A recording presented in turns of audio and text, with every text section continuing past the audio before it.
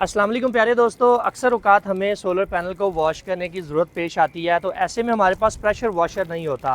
अब pressure washer कुछ लोगों का इतना बजट नहीं होता कि वो प्रेशर वॉशर परचेज़ कर सकें। इस तरह से अगर आप पैनल्स को धोते हैं तो आप यहाँ पर देख सकते हैं ये पैनल प्रॉपर तरीके से वॉश नहीं होंगे, वहाँ तक मेरा हाथ भी नहीं जाएगा और पानी का प्रेशर भी नहीं पहुँच पा रहा। ऐसे में हमारी मदद करते हैं ये इस तरह के ब्रश।